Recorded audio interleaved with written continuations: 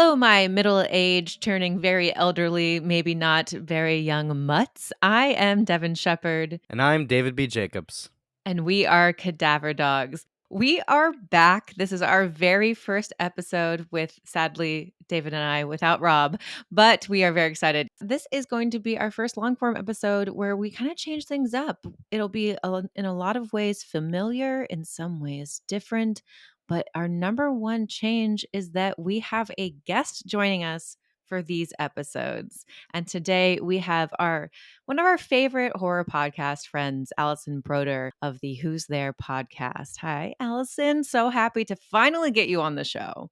Hi, I'm so happy to finally be here. I'm so glad we finally found time and movies to make it work, even though they're like sort of depressing movies. But we'll get there.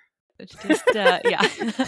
I was saying earlier, I was like, I'm so happy to have Allison on and like excited to talk with you about films. So not excited to talk about these films because of how depressing they are. I have two goals for this episode. My first goal is I want to stop laughing at my own jokes.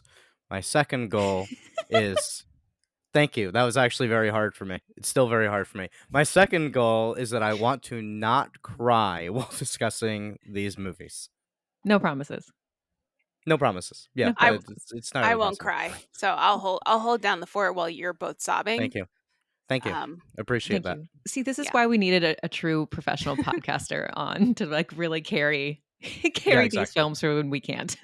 Wait, who's the professional podcaster that's here? Because you're not talking about me, right? I'm not. Oh, Well, it's what? not us. It's not us. Have you listened to our show before? Yeah, of course. That's why I'm here. Well, yeah, and so we said professional podcaster, which you are. Don't say you aren't. You are, and you're one of our favorites. So can you tell our audience a little bit about your show if they're not familiar with it? So my podcast is called Who's There? And the subtitle is a podcast about horror fans. And I interview horror fans and horror creatives about why they love the horror genre. Because at the beginning of the pandemic, one of my friends who I'd met through a Facebook group for a now out of business horror podcast, he was like, "Hey, do you guys want to play horror movie trivia every Sunday night?" And we were like, "Yeah, okay, cool." So we did it over Zoom. We did it for like 2 years straight. And I was like, "Oh my god, so many different kinds of people are horror fans." Because like I was just like, I'm always told that like I'm a weirdo. Like my parents don't get it. They've never listened to my podcast before. They're like, we don't like horror. But I'm like, you love Jurassic Park. Yes. So I love that keeps coming up. So I found that half of our trivia games were just us talking about what we had watched and what we like and like our memories of watching horror movies. So that's why I was like, this is really fun. And then so I just started doing it and I had no idea what I'm doing. And people ask me, they're like, how do you start a podcast now? And I'm like, you just hit record. I don't know. I love your podcast so much. I think like it really does help. Dismantle is the wrong word. What am I trying to think of? Deconstruct? Deconstruct. Thank you. It deconstructs the stereotypes that people have about horror fans. And it really does show that like we are everybody and everybody is us. And there are so many different ways to love horror and so many different ways to intro into horror and different horror movies. And I always love your conversations about like how did you get into horror and the development of a horror fan. Well, thank you. And I always use the word in my intro, destigmatize. Thank But that's you. actually not a word. Oh. It's not an actual word. I've tried to Wait, look it up. really? Yeah, it doesn't exist. So Is it I like made up a word. I'm basically Shakespeare. So Cool. For the record, we are all weirdos, but that's a good thing. yeah. And then I feel like I can't not talk about your fabulous DVD collection behind you. I always see. I mean, those are playbills. So Oh my god. let's see. Oh, wow. I mean, those I can't do that. Those are DVDs. There's also a book down there full of DVDs not in their cases. These are playbills. The other side, the white things, those are playbills. So I think my playbill collection is bigger than my DVD collection because I just don't have Damn. room. I need a better setup for my DVD collection, but yeah, I'm wearing my physical media or die t-shirt because I love me some physical media because Cool. when people are like, yay, streaming, like, I don't want to be bothered. I don't want to have to go look through all the apps and see what's playing on what streaming service. So I'm just going to get the DVD. Yeah, every time I see you or other horror fans showing off their DVD collection, I'm like, it really is making me nostalgic for some physical media, which I don't have because of cost and space. Also, I want to catch up with you on the number of theater that you've apparently seen. Yeah. During our long break between episodes, Devin and I saw The Grey House. Did you get to see The Grey House?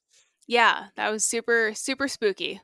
Yeah, it was That good. was cool. I wish Laurie Metcalf would have had more to do in it, but oh well. Ugh, I know. Yeah, but she was still very good. I mean, she's like, because she's not a villain. She's not like a spooky villain or anything, but she kind of plays the role where you expect her to be, I guess. Yeah. She is the mysterious person, one of the mysterious people, but like the main mysterious person who you're trying to figure out. And Tatia Maslany is the your eyes, your perspective, your audience surrogate character, I suppose, but a little more complicated than just an audience surrogate. Yeah, I hope this I'm sure it's most of our listeners who have no idea what we're talking about. It was a Broadway play. It was a spooky Broadway play. Yeah. Yeah.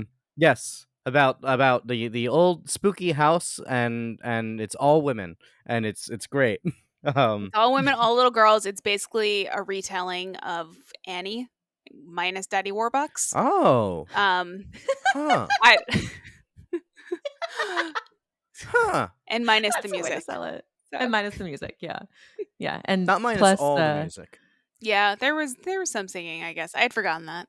Yeah, some dancing. Music was cool. It was weird. I liked it. It's not my favorite horror play that I've seen, but Cool. What is? probably The Woman in Black in London was I really never saw it. great. Yeah, it's just super effective. And also the last 10 seconds of a play called Shining City that was on Broadway like in 2007. I haven't It's seen that just Only the talking last about 10 seconds? Yeah, and I'm not going to ruin it, but it's like it's all about like death if I remember correctly, but like a woman is being haunted, but then at the last minute you see something. So, and then shit. blackout. Cool. That sounds cool. I want to see more horror plays. I did see Woman in Black when it was at the McKittrick Hotel. That was really cool. Yeah, I saw that too. That was fun.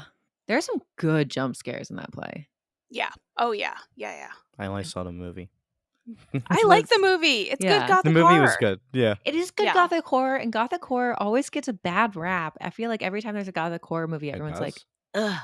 We could go on in some of our favorite ones, but I do want to lead us into our main discussion today, which will be on aging and elder horror and some other awful themes in there as well. So our first film, I guess I'm introing myself to take us into. Yeah, I guess you are. Yeah, I guess Go I for it. am. Thanks, David. Devin, do you want me to introduce you to do the intro? Yeah, because Rob's not here. That'd be great. Awesome. Yeah, it's very we haven't done it this way without Rob. Devin, why don't you start us off? Mia sets out to make a documentary about the Alzheimer's disease. Her subject is Deborah Logan, a sweet retired switchboard operator, along with Deborah's daughter, Sarah, who is solely taking care of her mother. Mia and her crew document Deborah's daily life and the complications that come in the early stages of the disease. But the symptoms quickly escalate to something supernatural.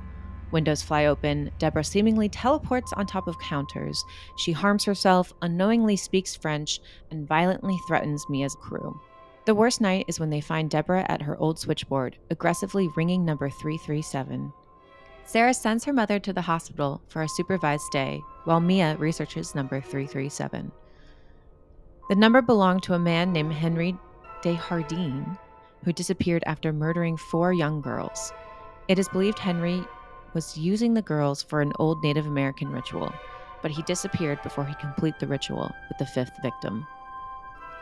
Deborah's neighbor, Harris, admits to Sarah that Desjardins planned to make Sarah his final victim, but Deborah saved Sarah by killing Desjardins and burying him nearby. They now fear Desjardins is possessing Deborah, looking to complete his ritual, and the only way to save her is to find Desjardins' corpse and burn it. Lucky for them, Deborah has hidden the corpse nearby, and they uncover it. However, before they can burn it, Deborah abducts a young girl, Kara. Sarah and Mia and the police follow Deborah and find her in the process of swallowing Kara whole, like a snake. In a fight to save Kara, Sarah and Mia manage to burn Desjardins' corpse, releasing Deborah. But is this really the end?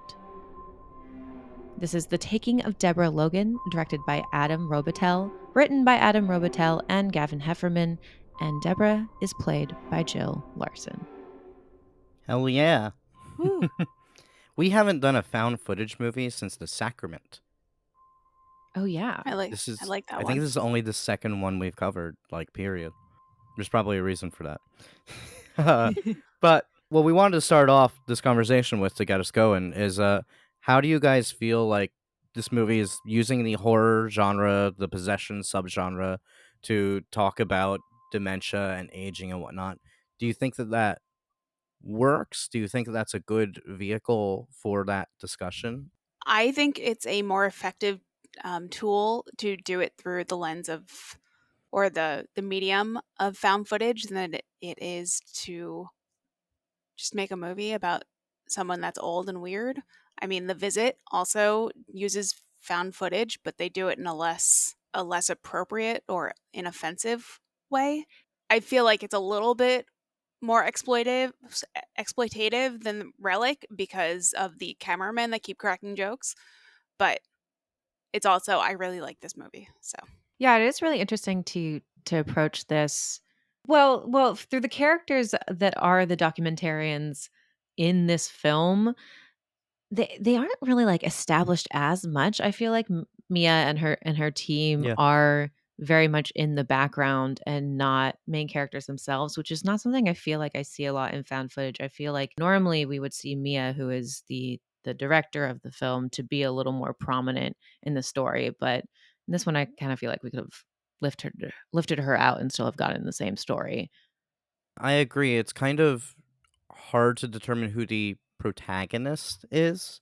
I still want to say that it's Mia because I don't think it can be Sarah because I don't feel like she has enough screen time, although she still might have the most actual screen time of anyone. And I don't think it's Deborah because Deborah is our other, so to speak. So I still think that Mia is the protagonist, which is weird because she's an outsider as well. So it's like an outsider perspective on this instead of someone within the family. Maybe. Do you guys agree? I kind of felt like her daughter Sarah was maybe the protagonist Mm. because I really felt for her, like with everything that she was going through with her mom. Yeah. And it's like, that seems so hard.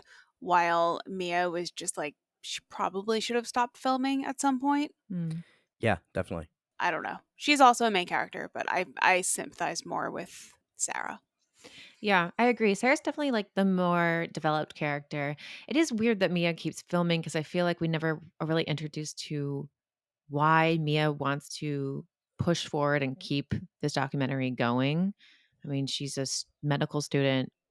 She lies about having a personal connection Yeah. to Alzheimer's. So, which makes me really not like her at all. Yeah. She very much starts off on the wrong foot.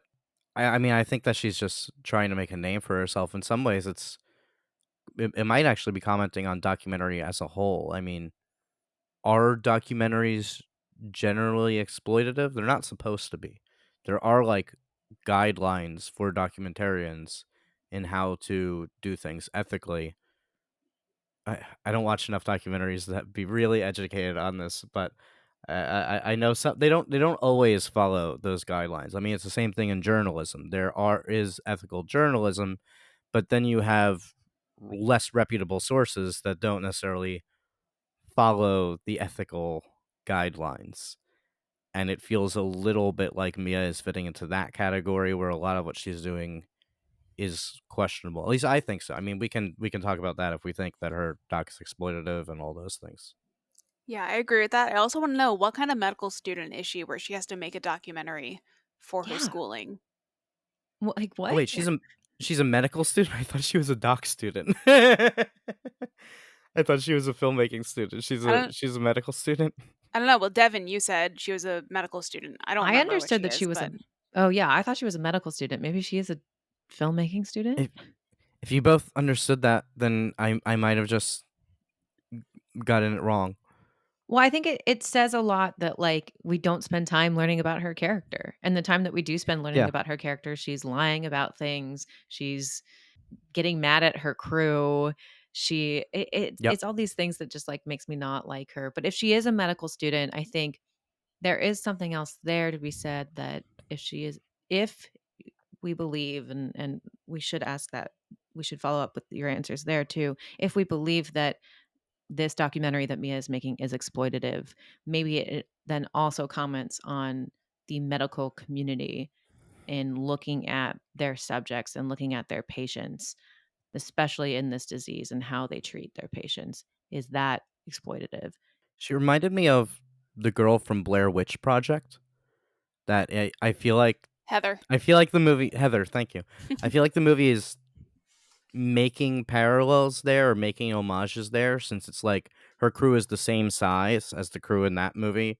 It's the same gender disparity that it's the woman in the lead, but then her two crew members are both men who are kind of dicks to her, but also she's kind of a dick to them. Yeah. Is she a dick to them, though? Or did we just think she was being a dick because she was a woman bossing men around? No, there was one point in the beginning. I thank you for asking that question because I appreciate Yeah, that thank you for question. asking that. But there was one point in the beginning where I forget which crew member it was, but he is filming something that actually is interesting. And as a documentarian, like you should pick up the camera when you see something Mm. interesting that you feel like would add to the story. And I mean, especially documentary, you should allow your team members to find that because you're never going to see it again. You know, if they see something, they should film something. And then she starts getting angry at him that he's not editing when but he's still working on the movie and Oh yeah. trying to make the Yeah. movie better, but then she gets angry that he's not, like, editing footage. And it was, like, a Yeah. weird like, I get it. And maybe it is a thing where, like, she needs to reinforce her authority. It can be that, but working in film, like, that is I don't think that's necessarily a gendered trait. That I've seen that in women directors. I've seen it more frequently in male directors where they're like need to assert that authority at all times. But I think it also dials up as the movie goes on, as the stakes get higher and it becomes dangerous. And her crew very reasonably is like, "Hey, this is starting to get a little dangerous, and maybe we don't want to be here." And she's like basically bullying them into staying, which doesn't work for one of them at least, thankfully. Like, no, they're being really they're raising legitimate concerns about safety. Yeah, one of them almost gets stabbed. Hmm. Yeah, no, I would have been out of there like the second weird shit started happening. But I looked it up on Wikipedia and it says they're a team of students who want to create a documentary about Alzheimer's. So they're not medical Just students. students. They're just stupid students. Interesting. Okay, I do wanna go back to, do you think Mia's documentary is exploitative? Allison, you did mention that you think it possibly is. I think it maybe didn't start out that way, but once things start going really wrong in that house, she wants to keep recording because she wants to get good footage. And that's where she goes wrong, in my opinion. Like things are actually dangerous and not safe. So like get out of there and like get Deborah to a hospital and lock her in a hospital room so she can't fly out. I don't know. Can't fly out, yeah. Oh, I wanted to point out something that my partner actually noticed while we were watching it. The When she's in the hospital and she's walking through the hospital, if you look on the wall, there are snakes on the wall. Oh, cool. Oh. Yeah, and also Desjardins means in French loosely of the garden. Mm. Oh, So well, that makes sense. Cool. I want to get back to the snakes question, but it's interesting. Why do you say that it wasn't exploitative at first? Because I actually think it was. So I want to know why you read that different. cuz I maybe I'm wrong, but like I felt like she had a genuine interest in the disease. Maybe that was just when I thought she had somebody in her family that had dealt with the disease or had succumbed to the disease. But I believed her more in the beginning when she was just like, "Oh, I just want to, like make this documentary. It's for school and, I just, this is personal to me." So, To be clear, I don't think there's a right and wrong here. I think that it is the movie wants you to question it, I think, because they talk about exploitation several times. One of the first things Deborah says is, "I don't want to be exploited." So the movie is definitely trying to make you ask these questions.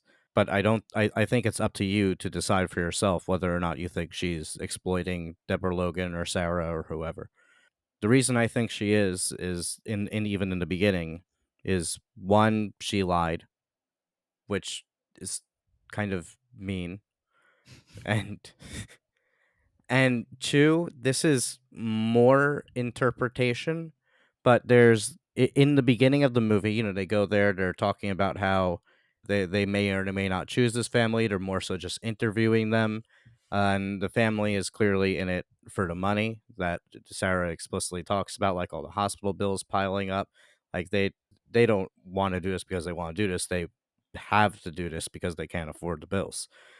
And then there's that shot where they're filming Sarah and Deborah fighting over this through the window, which, first off, this is a private moment. It strikes me wrong for you to be filming that without their Especially when it's consent. like yeah, exactly, without their consent, especially when Deborah was like, I'm not gonna do this," and she said, "No," and they keep Yeah, filming. Yeah, sorry. yeah. Continue.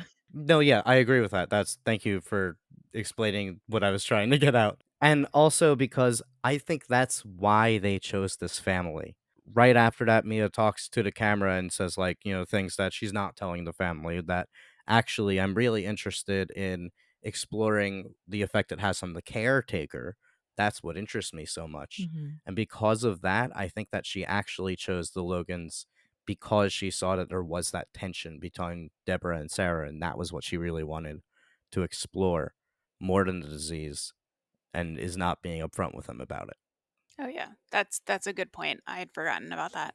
I think, like, that idea is really wonderful, but I agree with you, David. I think the way that Mia goes about it is, yes, questionably exploitative, and I do lean more on exploitative.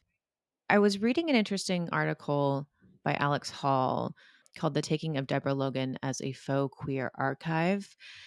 And we specifically have been talking about, is this documentary exploitative of Deborah? But as you were bringing up, David, this documentary also seems exploitative of Sarah. Sarah is a queer character, and we see several moments throughout the film, as mentioned in the article that I referenced. Sarah, do you feel like the documentary outs Sarah in a sense, and in terms exploits Sarah's queerness? Oh, I hadn't considered that. I don't. They definitely filmed things that would out her, but I don't think that we're looking at an edit of their documentary. So I don't think we can. The movie is weird because it's filmed through the camera, so it's acting as though it's a documentary, but it's also like obviously not. They add like musical stings when there are jump scares, which why would that be there? the the musical stings on the jump scares make absolutely no sense. So yeah, I don't see it as though it's an edit of the documentary. Also, like Mia survives the movie, so if anyone were editing it, it would be her. So even if she wanted to re-edit to be a horror movie, she wouldn't cut it to make herself look as bad as she does in this movie. I mean, maybe she does. I don't know. Maybe she's like, oh yeah, I'm gonna make myself look bad. It's all for the art. It's fine. I don't know. So, do you think it's exploitative then? Of Sarah? Yes, but I don't think we can specifically say that it is outing her because I don't Mm. think that we're looking at the final product. I like it could be, and I see where you're coming from, and that's really interesting. I don't know if we can conclude that. I don't know if there's evidence that makes it into the cut. Allison, what was your read in terms of Sarah's queerness and how it's presented in this film? I don't feel like she was in the closet. I feel like Deborah makes references to Mm, it a couple of times, like in like a disparaging way, kind of. But I don't think it was a secret, really.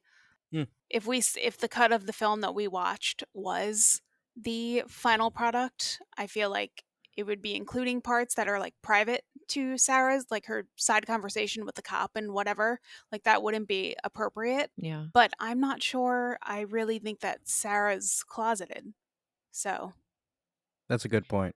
Because like even people who are openly queer, when they're around their parents who are potentially homophobic, which we do see that Deborah is homophobic, then like even if the parent knows this, they don't talk about it. It's like the unsaid thing, but everyone knows it. So yeah, I think that actually makes sense. Yeah, I'm pretty much on the same boat as you guys. I thought the article I read does present an interesting question, which is why I wanted to bring it up. But yeah, I don't believe that she was necessarily in the closet, but yes, was not maybe totally open with her mother. Having her be queer is an interesting character choice, I think, Mm. and one that does work in the film.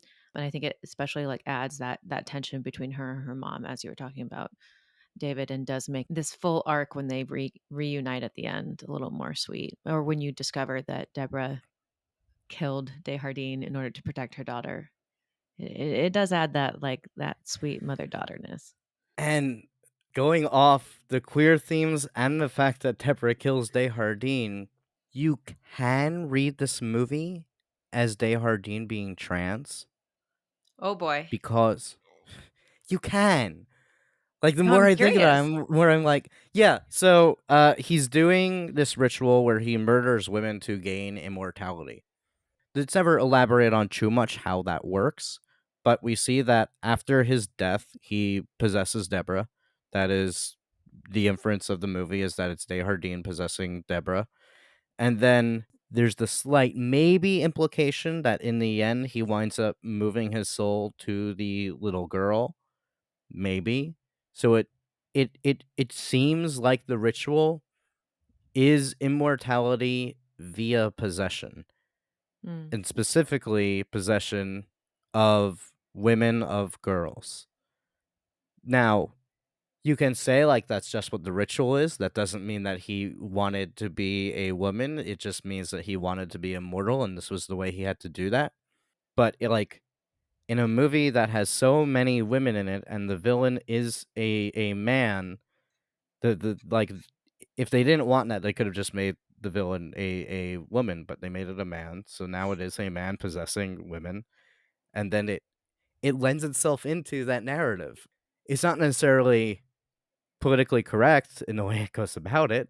It is very Buffalo Bill-esque if you want to read it as a trans thing, where Buffalo Bill is, killing women so he can wear their skin. I say he because in the movie they say he's not really trans, even though, like, okay, that's a cop out. It's there. No, that's a really interesting read on the movie. I just see it as he was killing women and using them and possessing them, and that's how he was achieving immortality, as being like just, the patriarchy, just fucking over women again. Men just using women for their own benefit. It's interesting that we have two different reads here, and one obviously there is a looking into the gender here. One is looking through, yeah, like a sexuality lens, and the other is looking through a political power lens. I did a little bit of research into the ritual. It's not based on anything. They mention a Native American tribe that they definitely didn't do this ritual or anywhere close to it. There's not much about any rituals involving like snake worship, at least not in America. Some tribes, but not this one that is mentioned, do think that people who menstruate or women who menstruate are more powerful when they start menstruating. That's as far as I got. Very little on it, but it was interesting. And if we do, Allison, with your read, if it's something about, men taking away the power so they can continue being in power and in this sense be immortal, then yeah, it makes sense that he would take down women in their first menstruation so that he, again, if women are more powerful when they're menstruating, taking away their power in that moment. If you want to go back to the Bible, Genesis, the Garden of Eden, the snake character goes to Eve specifically and gets her to eat from the tree of knowledge. And what the tree of knowledge does is when they eat it, they suddenly realize that they're naked. It's basically a sexual awakening. That Adam and Eve become aware of their own sexuality. They experience shame about their bodies. So you could kind of read that as a first menstruation. And then what does the snake want them to do next? He wants them to eat from the tree of life, which will make them immortal. I don't know if any of that was thought out by the creators, but it kind of works out nicely with all the snake imagery, which I was wondering throughout the movie, like, why snakes? And this could be a reason why snakes. They probably just chose them because they're a common fear. Primarily in the Bible, but through a lot of mythology around the world, snakes have been looked at as a symbol of the devil or a symbol Mm. of some sort of other worldly and primarily evil worship. One of the things I was reading about, snakes tend to, as you said, David, present immortality, but in that also rebirth, Mm. because a snake is able to shed its own skin. It's kind of seen as yeah, Oh. in a rebirth in that sense, and it feeds into, I mean, as we usually see Ouroboros, which is mentioned in this film.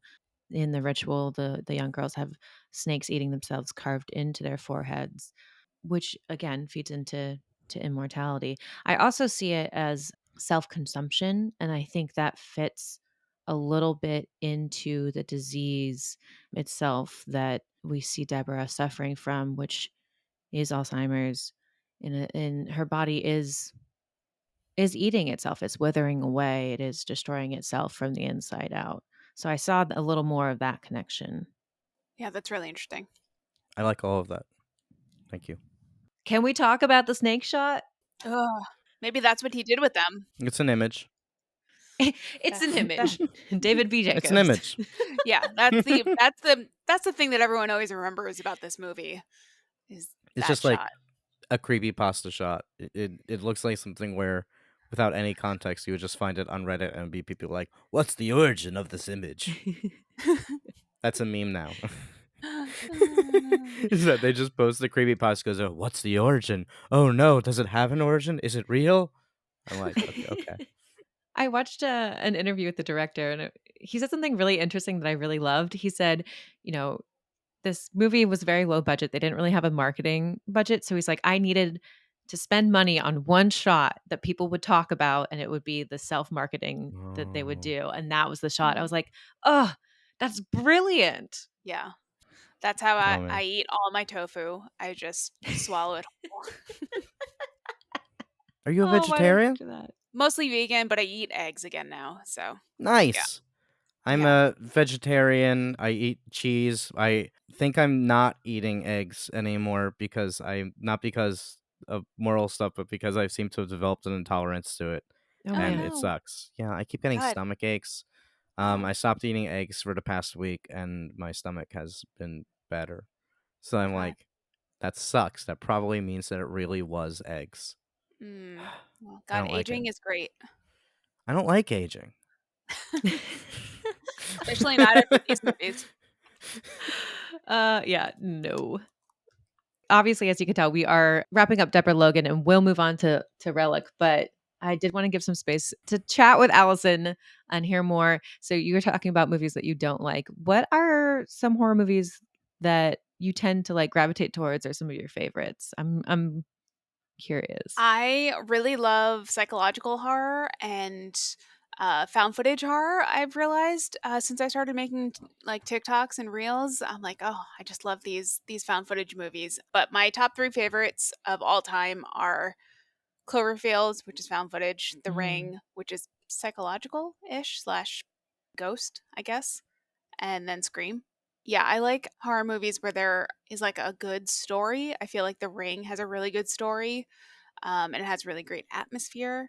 And then I like some movies that people just hate, like the 2019 remake of Black Christmas. I really love it. It's my favorite one. I think the original is kind of boring. This is something you've been I doing am on angry. Reels. Yeah, I love it so much. It is like, so Allison has been doing a series on her Instagram, which everyone should go check out, that is comparing remakes to their originals, and you're making some very hot takes in those reels. Yeah. Yeah, I was talking to Devin. I'm like, I don't know about this Allison person. She likes the Haunting remake better than the original. Oh my god. Yeah. I have. I Yeah. watched the That's remake fair. after you said that because I was like, okay, to be fair, I haven't seen the remake. I can't imagine it's Oh. as good as the original because the original is a masterpiece.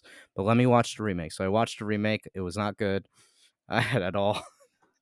I mean, we can agree to disagree and that you're wrong. It's fine.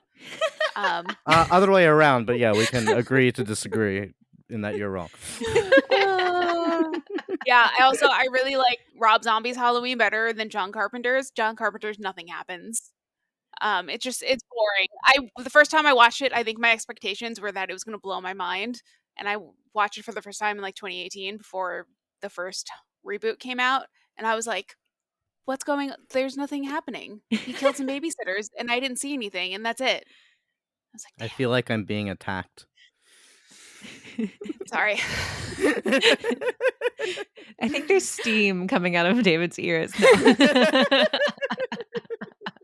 The haunting is just, it's Lily Taylor, Catherine Zeta-Jones, what's his face from Taken? Liam Neeson. Yeah, He's Liam he's Neeson. the best part. It's such a pure, pretty house. I know Luke Wilson is also in it, but we're just whatever. Owen Wilson. Owen Wilson, same thing. The scene, I feel like I shouldn't spoil the haunting, but it came out in 1999. Yeah. Who Okay, cares? fair. Owen Wilson's death scene, it was one of those things that like I watched when I was young, and that scene gave me nightmares for years. And because of how much it scared me, I think I fell in love with that movie so much. And I don't agree that one is better than the other. I feel in my mind like both hauntings are two very different films, but I love them both in their own right. But I do love the remake of The Haunting. The CGI isn't great, but I just found the first 1963 one, while I will, I guess, agree that it's important, like it didn't really hold my attention that much. So while we're talking about your reels, I also want to give you the space to plug where people can find you. Any podcast platform. I'm finally going to start releasing episodes again on August 25th. And you can find me who'stherepodcast.com on all the social medias. It's at who'stherepc. So you can just find me there, reach out to me, say hi. Let me know if you want to be a guest. I think I did like a dozen interviews this week, but Damn. Yeah, so I have some content for a little while. I'm a little tired too. All right, now we're going to go into our second film. David, will you please take us away? Kay and her 20-something daughter Sam are concerned. Her elderly mother Edna has gone missing. The two come to Edna's house, an old relic with clutters of furniture and signs of hoarding, where a black mold can be seen creeping about the walls. Kay calls the local police to aid in a search, and we learn that she hasn't spoken to her mother in 3 weeks. But after some time, Edna suddenly reemerges. Where did she go? They don't know, and Edna doesn't remember. She has a bruise on her chest that resembles the mold of the house. Worse still, she is convinced that something is following her. It's here. It's under the bed. Her age must be creeping up in her, so Kay decides she must move her mother into a home. But Sam isn't about putting her gran away in abandonment. She insists that it's their responsibility to look after her. She changed your naps, now you change hers. Isn't that how it works? But Kay can't be bothered and is unwilling to put in that kind of labor, so Sam takes it upon herself and decides to move in with Gran. Gran accepts but isn't exactly nice about it. After hearing that Gran had accidentally locked a neighbor boy in a closet for several hours, Sam goes to investigate. There's something off about the closet. And didn't Gran say that the house seems bigger these days? Sure enough, Sam shines her phone light behind a row of shelves, illuminating the darkness to reveal a hallway. She creeps down the hallway and it leads to another, and then another. This is impossible. The geography does not make sense. Clutters that seem like a distortion of the furniture and knickknacks of the house fill this space. Sam turns back, but her entrance is gone. While Sam searches the seemingly infinite and ever-changing labyrinth, Kay confronts her mother as her condition worsens, the moldy bruise on her chest expanding over her entire torso. Edna no longer recognizes Kay and lashes out. Kay runs through the house. She and Sam can hear each other through the walls. Finally, as the labyrinth walls close in on Sam, the space emptying out and the black mold growing, she punches through a ceiling, emerging through a wall into another part of the labyrinth. Here, Kay finds her and informs her that Gran is no longer Gran. They punch through another wall and escape as Gran collapses on the floor. Sam rushes for the door. This is their chance. They can just leave. But Kay looks back at the strange being that was once her mother and realizes she can't leave her. Kay coddles Edna, bringing her up to the bedroom, and the skin peels off, revealing some strange dark creature underneath. Sam returns, and the three of them lie there. Kay looks at her mother, Edna, a husk of what she once was, and Sam looks at her mother, Kay, and sees a black mold-like bruise beginning to form on Kay's back. This is Relic, directed by Natalie Erika James and starring Emily Mortimer, Bella Heathcote, and Robin Nevin. Beautiful. This film is really unique. I've seen this film before, and I was watching the second time, really trying to I guess I was trying to figure out what subgenre this is because it kind of fits into a lot of them. I mean, it's the subgenre of aging and like fear of aging, Mm. maybe fear of your own mortality, and also estrangement from your family. I kind of see it as a haunted house film. The ghost isn't necessarily literal. The ghost, alien, I don't know. So I kind of see it as an alien in the way, but I'm not sure if that makes Mm. any sense or is based on anything. I don't think that this movie can really be taken literally. It is more surrealist, more experimental, and it's more about the emotions it's invoking than what's literally going on. Like, I think I saw a theory at some point that, like, black mold can actually be toxic and cause hallucinations. So I Mm. saw someone theorizing that it was actually the mold in the house that is causing them to hallucinate. But that's interesting and I like it, but it takes away everything that's interesting about the movie to me. Sure. Yeah. But what that tells me is that there are different ways to read this film, and depending how you want to read it, Allison, the themes, everything that you said is what I want to take away from this movie. But Yeah. David, you're right. Someone watching it with, oh, this movie is caused by black mold, will take away different themes. I feel like something that is a little more women gone mad in that subgenre, and Mhm. that's kind of why I wanted to ask this question first, because this film is experimental and is so unique. There are many different ways that we can interpret it. And so I wanted to get a sense of where you guys were going. Definitely getting the sense that we were all on the same page though, that it is more about aging and growing older and suffering more Yeah. from dementia, Alzheimer's. This is one also an Alzheimer's I don't film. think they ever say in the movie the words dementia or Alzheimer's. So, from my research, dementia I think is more like a symptom of several different diseases, and Alzheimer's is the most common of those. We can see the symptoms of dementia in Edna, but the director, Natalie Erika James, was inspired by her own grandparents' struggle with Alzheimer's. So, there is that, but it is definitely not specific to Alzheimer's, I think. That it is aging and dementia as a whole. The black mold can also be like when it's on her chest and whatnot, it's like the degradation of the body. It's a very impactful film. If this was an Ari Aster movie, he would just describe it as a family drama. So, Yes. It does feel very, very hereditary in that sense. It's interesting that there is like this other being that is a manifestation, but it seems like there is a physicality in that manifestation a little bit, which Edna does mention it throughout the Yes. film. What was your takeaway on what it is coming? It is here. Did you have a takeaway? death. Death. David, when you brought up this question, I don't think I even like realized it would have been anything different because I agree, Allison. I thought it was death. I think I was seeing it more as disease, but I like what you're saying. I watched a short film that they did before this. That was a proof of concept. It's kind of the same idea, but a lot shorter. It cuts out a lot of the bulk, and it's a different family.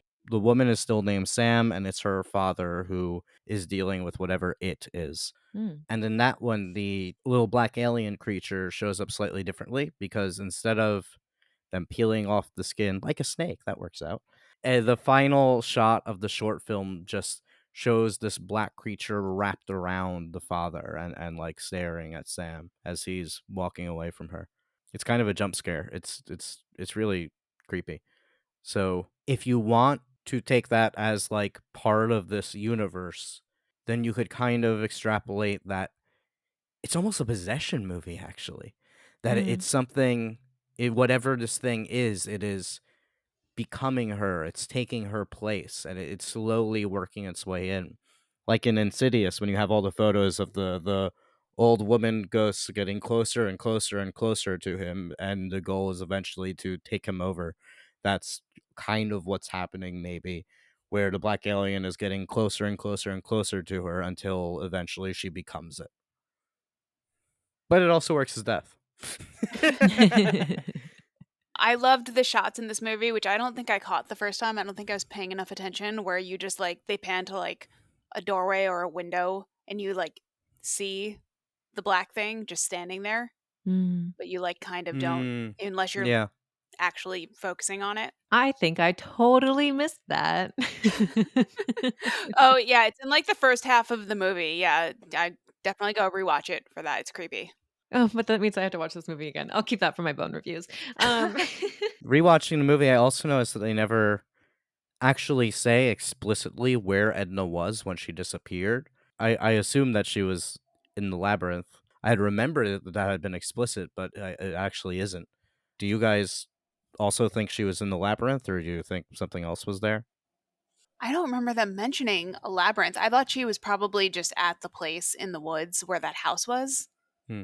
But I mean the maze of the hallways. I'm referring it to it Hmm. as a maze or a Mm. labyrinth that, Okay. and it's always changing and whatnot. So that's Oh, where I okay. assumed that Edna was, but it's not stated explicitly. But then how did she get out? Because she didn't like crash through the walls. well, so that's interesting because the neighbor kid got out when he was trapped in there, and he was saved by somebody. Was he in the maze though, or was he just in the closet and didn't go any further? That was my understanding, was that he was in the maze, and I think I got that because Sam goes to that area after she learns about him being trapped in the closet, so I just connected them as one and the same, and the fact that he was stuck there for hours. It's open to interpretation, that's the thing, there's so much about this film that is left open-ended. Because I also don't think the closet is the only entrance, or even necessarily always an entrance. Definitely not the only exit. Yeah, but I mean, like, Kay, when she finds Sam, she doesn't go through the closet. How does she get in there? I don't know. But she doesn't go through the closet. And there's a moment earlier in the film when Kay is going down the stairs, and the shot just holds a little bit too long. And Mm, rewatching the movie, I actually read it like when she gets to the bottom, she almost looks up and is like, "Huh, that was weird." And I read it like the stairs were longer for a moment. Mm. And says the house seems bigger than it used to be. So I think the entire house is kind of morphing. yeah. I don't think the neighbor kid ever went into the new extension of the house because Hmm. they remember they saw like his nails. He was trying to get out Yeah. the entire Mhm. time. In my reading of it, I don't think he went in there. Do you think maybe she was trying to feed the neighbor kid to the it? I think the explanation we get is correct that she literally forgot he was in there. But I do think it's possible that he saw it when he was stuck in there. Yeah. I guess because I had a different read because I didn't see the manifestation nor take it literally, I didn't think of that, but I do think it is something to consider. If we do look at the maze as a representation of as Edna's mind, which is how I read it in terms of like an aging woman going through dementia where, you know, your memories or how you are interpreting the world doesn't necessarily match how it used to, and it is tends to get a little more confusing, is how I read the maze. I think it is interesting when we compare Edna with that cognitive disability to the neighbor who also has an intellectual disability, where he himself is struggling with a different mapped out mind, and how maybe him clawing at the door is a different way to show how he is dealing with this disability. Is that, am I using the right terminology here? Yeah, I looked it up and I think that's what I found was intellectual disability is the right term. Not the term Edna uses in the movie. The word she No. uses is a slur, the R word, and it's like this awkward, prolonged moment when Sam is like doing all these nice things for Edna and like basically sacrificing her life for her grandmother, and then Edna just casually uses this slur and is like really bitter about it. It's just like, oh fuck. Do that's awkward. Yeah, I agree, and I also did also read the maze as Edna's mind. I think that the house is kind of a representation of her body in a way, Hmm. that it has the same black mold that's appearing on her. Um, and yeah, everything you said about how it's expanding, and in a way, it's like her brain is so much deeper and more complex than we give her credit for, but it also makes no sense. And Hmm. as Sam goes deeper and deeper into the maze, all the items start to disappear. It becomes emptier, it becomes more cramped, the walls are closing in, and you very much get that sense of a progressing disease as she wanders through it. Allison, did you agree as well, or did you have a different interpretation? I think that's a really smart interpretation. I didn't actually have any thoughts on what the maze represented. I was too consumed with thinking how much I would be losing my goddamn mind if that was me stuck in there as the daughter. Yes. So I was like, oh my God, and how is your cell phone not dead yet? Yeah, I think all of your interpretations are really smart. And yeah, I agree with I did think the black mold was like representative of her body and Hmm. her mind just getting moldy and what's the deteriorating maybe? I wanted to go back to where Edna went missing because Allison, you mentioned you thought that she was in the other house, which I Mm. also interpreted. I didn't even think about her Oh. being lost in the maze, but now that Yeah. I think about it, that it could very well be. But yeah, I also thought she was in the other house. They mentioned the stained glass window several times, and it is a repeating image throughout the film. And the stained glass window is something that they took from the original house, where I believe it is Edna's father who was growing old and where he died. And we do get flashbacks of him in that house. What did you take away as the importance of that stained glass window and her father? I read it as sort of reminding us that this is being passed through the family. Hmm. Alzheimer's specifically is a genetic disease, or has genetic components to it. There's a type of Alzheimer's where if you have the gene, then you're gonna get it, but that one's very, very rare. More commonly is there's a gene that puts you at greater risk for Alzheimer's. You can still develop it Hmm. without the gene, and the gene doesn't mean that you will definitely get Alzheimer's, but it increases your risk. And I think like 60% of patients or something have that gene.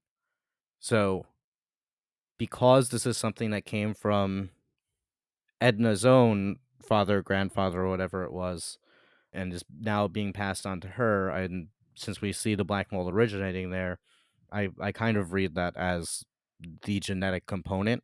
If you want to read it less metaphorically, then it is the literal curse that's on their family. But in this case, the curse is their genes, which is a very real fear. That, I mean, I don't know if you guys have had people with dementia or not, but I have, and it's definitely like you think like, oh, is this gonna be me when I'm older? Is this gonna be my parents when they're older? And you have that. It part of this is about realizing that this will be continuing even after she's gone. It's not going away. Yeah. And I think that's something that's very important that is touched in this film, as you said with Edna's father, but also through the three women, specifically at the points where Kay is running to leave the house, scared, and leaving Edna alone, and then she stops and is like, "No, I'm going to take care of my mom." And it's kind of that moment where like she realizes she doesn't want her mother to die alone, like her grandfather died alone. Um, and then when the three Yeah. women are holding each other at the end, and we see Sam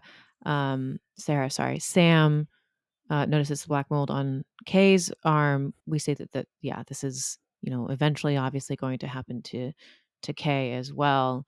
Um, and it's that moment of like, well, I have to be there for making sure that this is hereditary and that this is not going to change, but I can make it the easiest that I can for our family.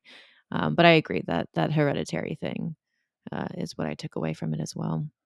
And that caretaker role is such a big part of this movie as well, that Hmm. before the really horror stuff kicks in, the actual plot of the movie is pretty much revolving around whether or not Kay and Sam are going to take care of Edna or put her in a home, or what are they going to do with her? How are they going to handle it? And it's asking, like, what is our responsibilities to our parents? What do we give up? Yeah, what are you guys? Do you guys have any thoughts on all that? I think this movie is kind of proof, at least at the beginning, that just because you have kids doesn't mean they're going to be there to take care of you when you're older. Edna and Kay were completely estranged, and Kay was pretty much estranged from Sam. She was like, "Are you going back to uni?" And she was like, "No, I don't know." Hmm.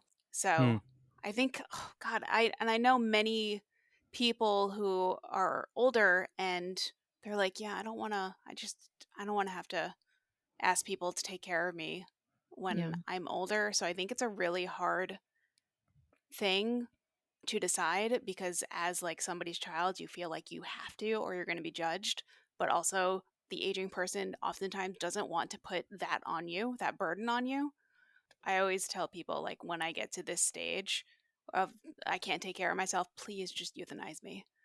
Everyone says that. I say that, and yet we never actually see it happening. Like I don't know of anyone who was euthanized when they had dementia, even though so many people seem to want it and say that they would want that. Well, we live in a capitalist country where insurance companies pay hospitals a bunch of money to keep people alive. Yes, but also, like, when you actually get to that point where it is your parent or loved one, there's still some semblance of life, kind of, and like making the decision to take that away when you can live for years with these diseases is like, that's not easy. Yeah. That's Who not an would want easy to live for decision. years with these I diseases don't want to though? live for years. Yeah, in the other movie when they were like, "Oh, it's a really aggressive form as Alzheimer's," and I'm just like, "Well, that sounds a lot better." I'd rather it just get it over with. Yeah, quick. Um, Even in this movie, I mean, the ending of the film to me kind of reads like they're metaphorically representing several years of time over the course of like a few hours. Sure. That like even the characters switches, like Kay and Sam jump through their character beats pretty quickly. That after all of this, Kay is very quickly, that's not my mother anymore. That's not your gran. Sam is very quickly like, she was all, I'm gonna move in and live with her. Now she's like, we gotta get out of here. Leave her be. Who cares about her? And then Kay has the switch again where she's like, I can't leave her. And I'm like, this is so much development so quickly that I read it as it's actually a lot longer than that. That this is them jumping through all the beats that these characters will be going through over like 5 years. Yeah. There is kind of this sadness to it that like Alice and I loved your read of them all being distant from each other in the beginning. Yeah. Kay from Edna and Sam also from Kay. Um, and there's something saddening in the fact that they needed their grandmother to be dying and this trauma to be happening in order to all come together at the end, which like sometimes it does happen in real life that way, that like people don't necessarily get along. And so there's like this selfishness to answer the question of why people would let someone to stay alive, of they want their mother to still be there. They still need their mother. They still have unfinished business, you know. They're still, or their parent rather. There's still something that they're dealing with for themselves rather than the aging, dying person. And it's also the stubborn refusal to accept that this will happen to you as well, I think, Yes. with Sam is very hard on her mother for not wanting to deal with this. Yeah.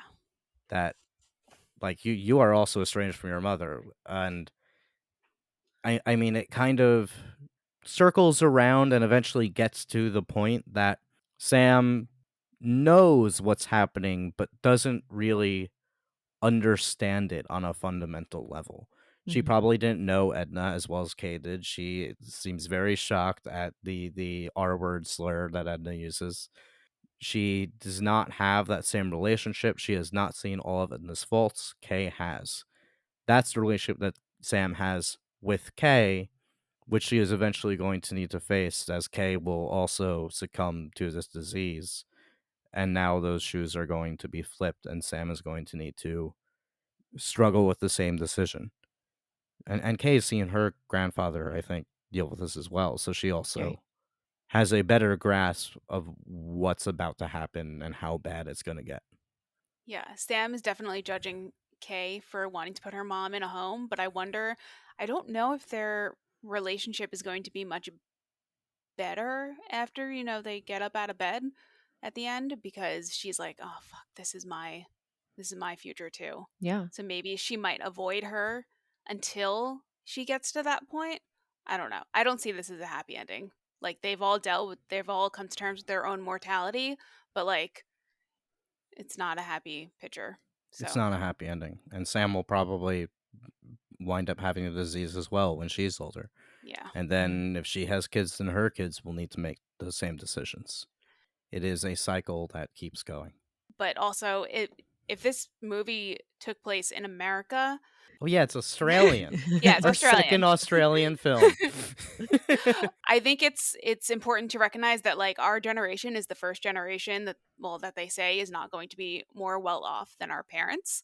So like we might not have the ability to be caring for our parents in Hmm. the same way that they were able to maybe care for theirs. So Hmm. I think that's important to remember too. That might get Sam off the hook, but she's in Australia. They have socialized healthcare, so lucky. That's true. Very different approach.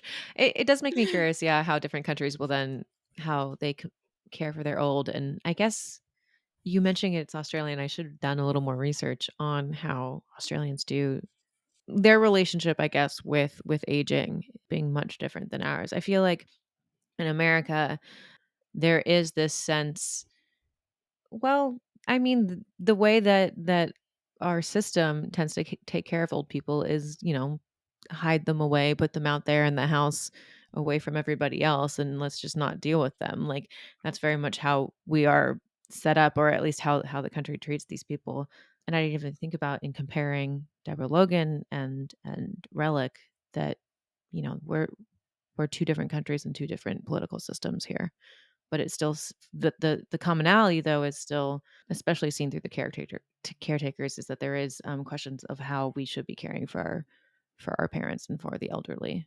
Yeah, in a lot of Eastern cultures, which obviously Australia, even though it's like the most Eastern place, is not counted when we talk about Eastern cultures. Or the But most Western. East, yeah, but Eastern cultures tend to have more of a focus on taking care of the elderly. And like, there are some countries where it would be unheard of to move your parent out of your house, where it's like that is just part of life is taking care of your parents as they get older and giving them respect and treating them as like the wise elder or whatever. That's a big part of many countries, but that's not the case here in America.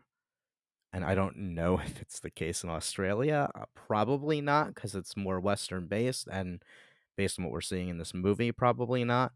But yeah, like you, I didn't even think to do that research because I forgot it was Australian.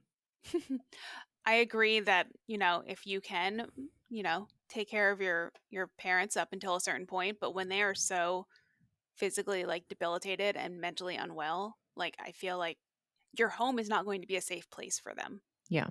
unless you can Hmm. give them around the clock care. And I also Googled it and I Googled Australian assisted dying. And as of November 28th of 2023, it will be legal and available in Queensland, Oh South wow! Australia, Victoria, Western Australia, and Tasmania. Wow. To So euthanize Yeah, dementia assisted patient? dying. Yeah, voluntary assisted dying is what they're calling it. Okay, they're not calling it euthanasia. No. Which, That's yeah, interesting. and we should say earlier, it is illegal to do that in America, in most places. Well, what we do is we take you off life support. And I think the reason that dementia winds up not being so much a part of that is because when you have dementia, you still live without the life support. Mhm. Like I've seen it where you take someone off life support and they're still alive and kicking for a long time, even if they don't want to be.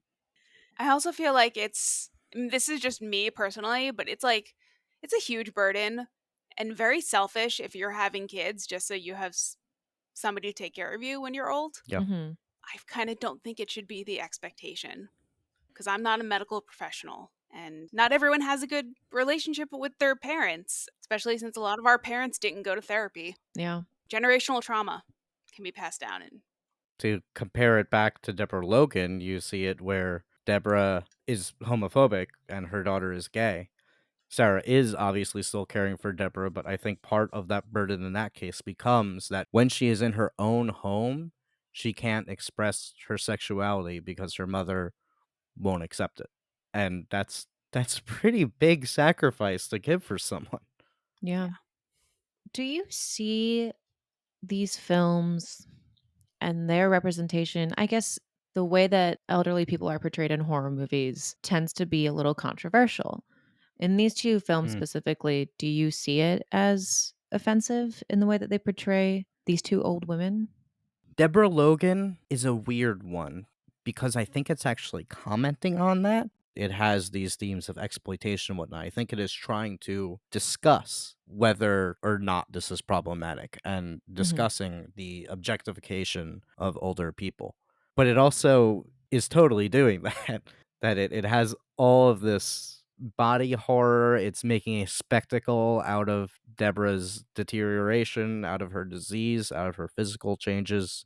Makes it a point like you just see her hairline receding back throughout the film, that she like gradually looks more and more sickly. Mhm. You see all those scabs appearing on her. Like there's a drastic physical transformation throughout the movie that is gradual and slow and gross, and it's meant to be gross. It's meant to freak you out and make you be like, ugh, old people.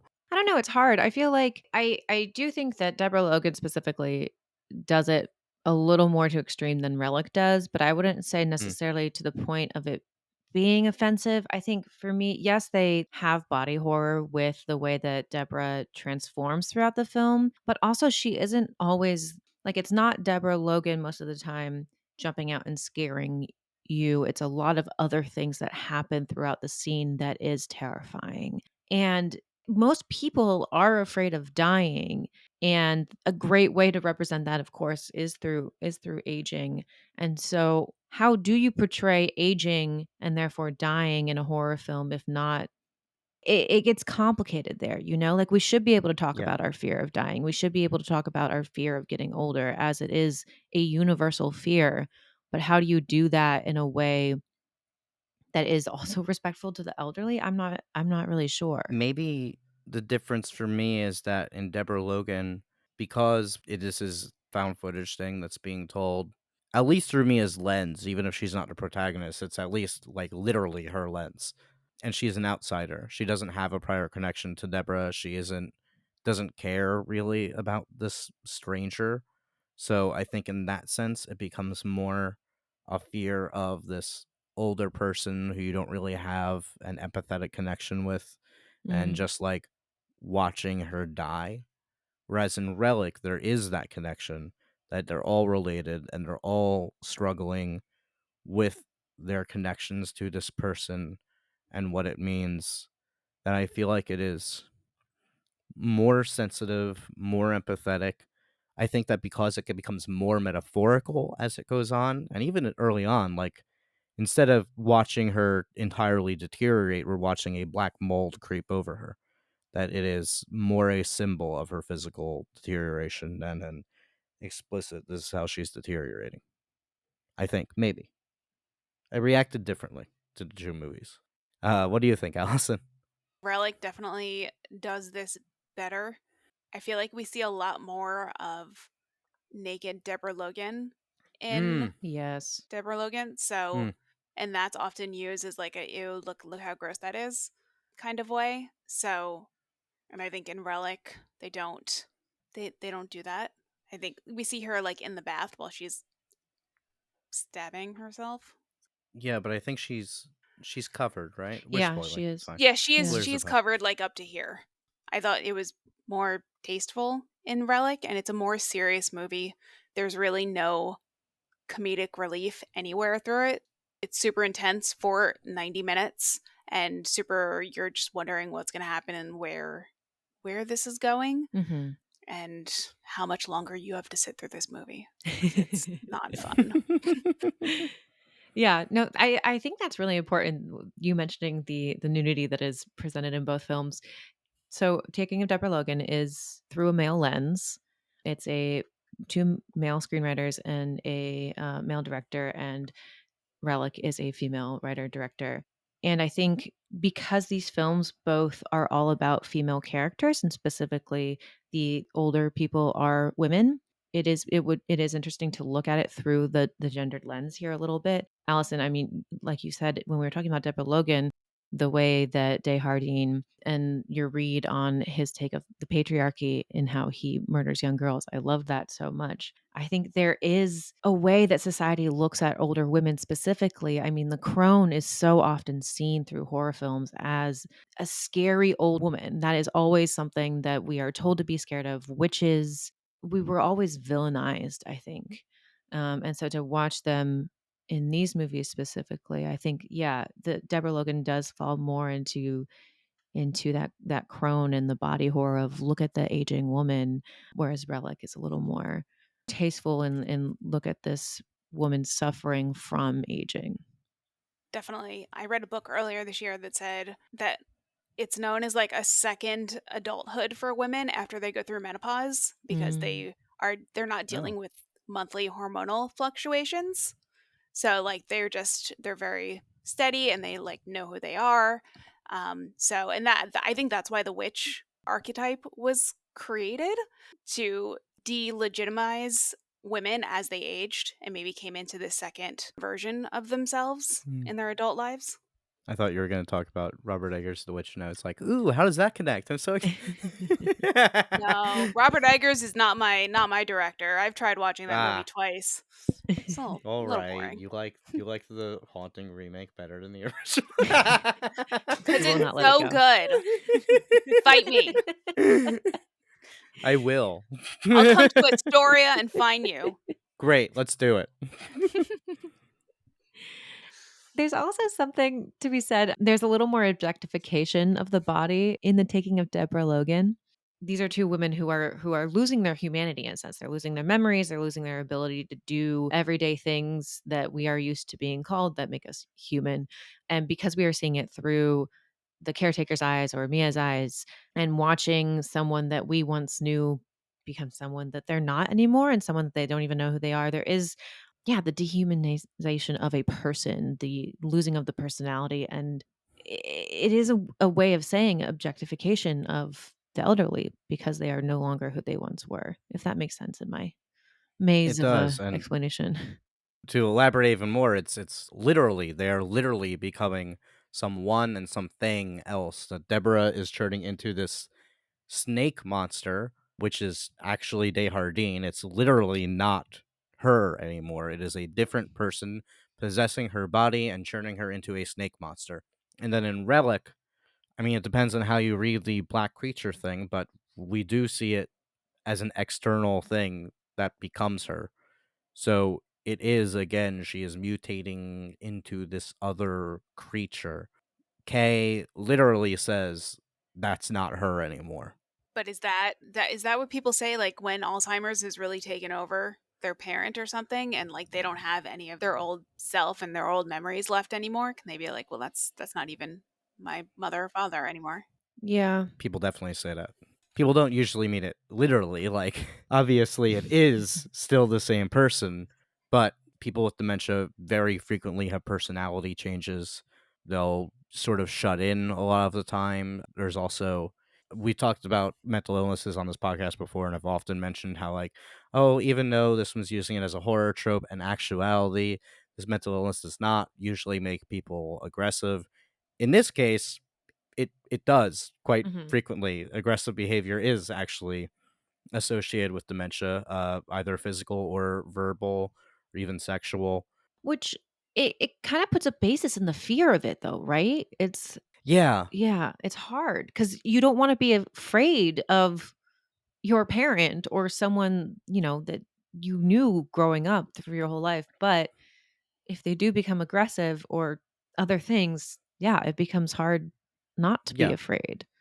And that's why it's so easy to say that that's not the same person. And there is some basis for that. I mean, they are under some other influence. Yeah, I don't know if it drops your inhibitions or what, but I don't think we really know exactly why people change so much. I was doing some research on this. There isn't a definitive answer at the moment as to why so many people with dementia become aggressive. Some people think it is a symptom of dementia itself, but that is complicated because it also is often circumstantial. They are in a pain and don't know how to communicate that. They are confused, they don't know where they are, they're lost, and that creates anger and frustration.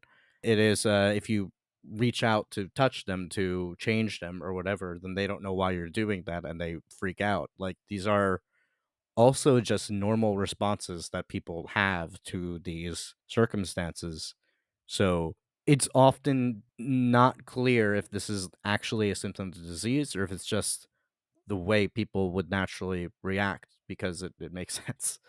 It's scary to have this.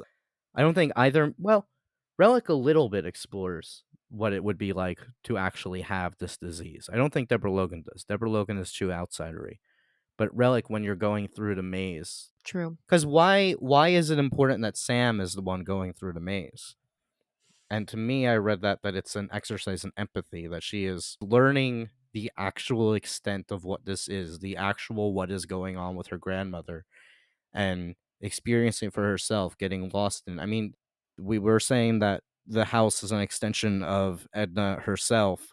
So it's like literally just being in the house, you are enwrapped by this disease that's taken over her. Just being in her presence is so difficult and horrifying that like you can't see it as just a house anymore. Now it is the house that has Edna in it.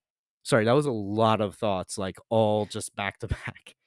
Is it after she gets out of like the maze that she's like kind of rethinking about whether or not she wants to move in?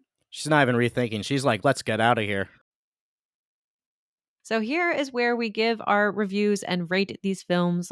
Our system is a 1 to 4, well, I guess a 0 to 4 bone ranking with half bones in between. We love starting with our guests. So, Allison, let's start with our first film, The Taking of Deborah Logan. Please give us your rating and review. So I like this movie a lot, even though it is problematic, as we've sort of discussed. And, the main character, Mia, and she's not exactly honest. But I do like this one. I think it's very fast paced and it just, gets going right away. So I think I'm going to give this, I think, 3 bones out of 4. David, what about you? I'm different. I mean, listen, there's no secret about it. I don't really like found footage most of the time. There's been like maybe 2 or 3 found footage movies that I actually like. So if you in the audience love this movie and you want to chalk this whole thing up to just, oh, he doesn't like found footage, then that's fine. You can do that. That's a reasonable argument. I don't like this movie. I do think Sarah is sympathetic, but for the most part, like it's not even just that I find the characters unlikable because that can be interesting sometimes. That I don't find them particularly interesting either. Like Mia is not unlikable in an interesting way. She's just annoying to follow.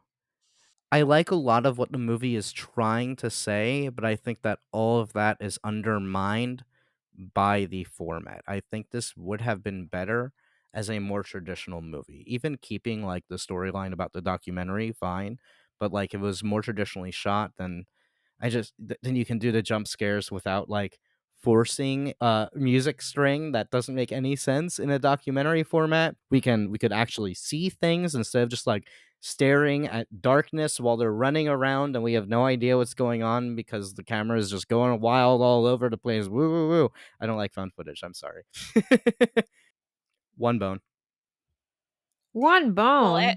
at One least bone. you like the 1999 Haunting a lot. So That is not true. I do not. No one believe her. Don't believe her. Oh my god. I big surprise, I am in the middle of you both. I loved this movie when it first came out. This was a movie that I recommended to everybody. We talked about it all the time. I watched it so many times. And I just on this watch, I haven't seen it probably in a few years. On this watch, I did not love it as much. And it made me really question why I loved it so much in the first place.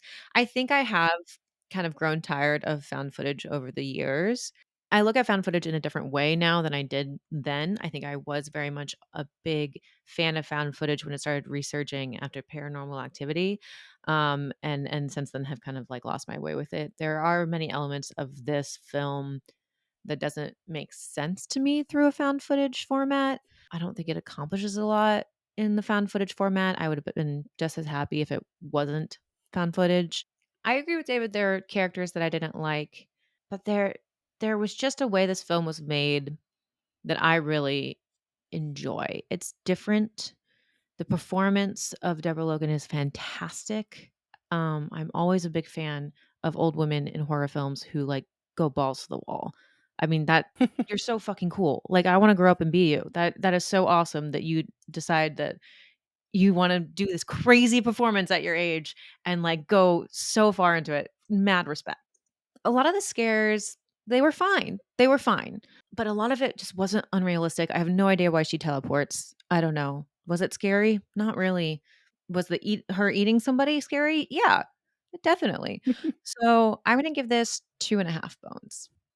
Moving on to Relic. Allison, please give us your bone rating and review. okay, so I know I gave Deborah Logan 3 bones. Even though I will never rewatch this movie again because it's just dark and it's just unrelenting. I'm gonna give it 3.5 for what it does Woo! because it is so dark and unrelenting, and I think it does portray aging in a less offensive way. And I really love Emily Mortimer, and yeah, but I'll probably never watch this again. So 3.5 bones because it's very effective at what it does. Nice. I was so worried I was going to be the only one who likes this movie. Both of these movies was a second watch for me. The first time I saw Relic, I was pretty mixed on it. I liked the ending a lot, but until then I was kind of not getting into it. This time it was such a different experience. Just going into it and knowing where it's going, I think like kept me interested through those slow parts. I will still admit it has pacing troubles, but I broke down crying at the end of the movie. Like I was it made me think a lot about like my own family and all those things like this. It is very effective in putting a subjective perspective on this experience. Like sometimes when you go through this shit, you can't just tell a straightforward story about it. Sometimes the only way to really express the emotions is to just go completely experimental, surreal, and let the images reveal what is really going on. Does that make sense? It's like a maze. Yeah. I love this movie. I'm torn between 3 and 3.5. Fuck it, I'll go 3.5. I really love this movie.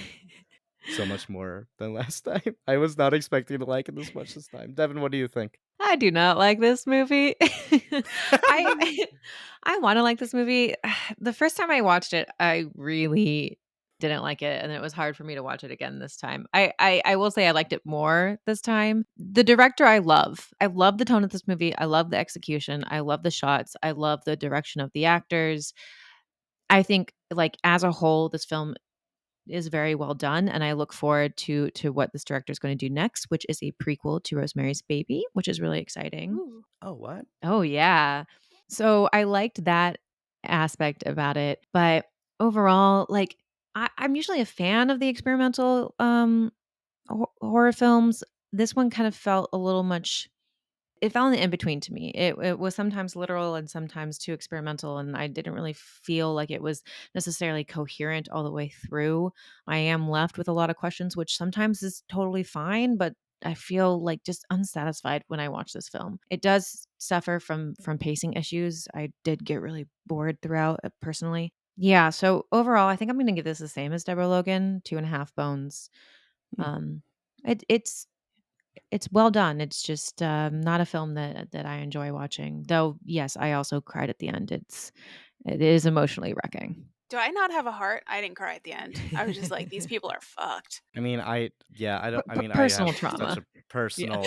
Yeah. Okay.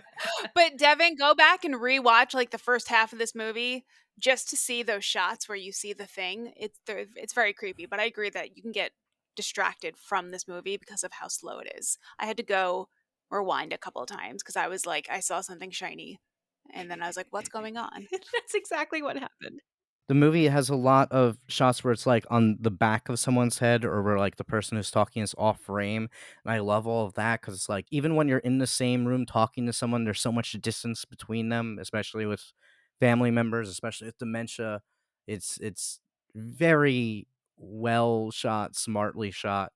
Yeah, I can't wait to see what Natalie Erika James does next. She has 2 shorts on Alter, and they're both good. One of them is being turned into a feature as well, Cool. Drumwave, which is about Japanese horror mythology. Mm. Interesting. Well, that was our chat on aging and dying and dementia. Thank you so much, Allison, the young and beautiful Allison Broder, who joined us today.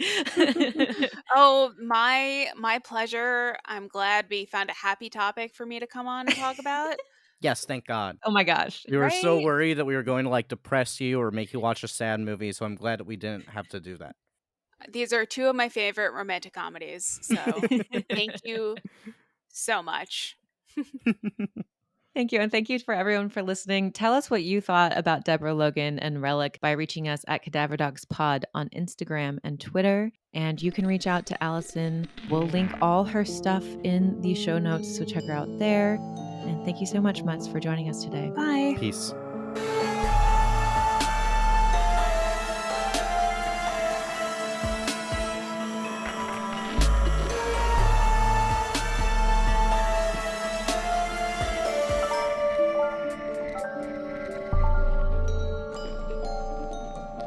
I don't know you.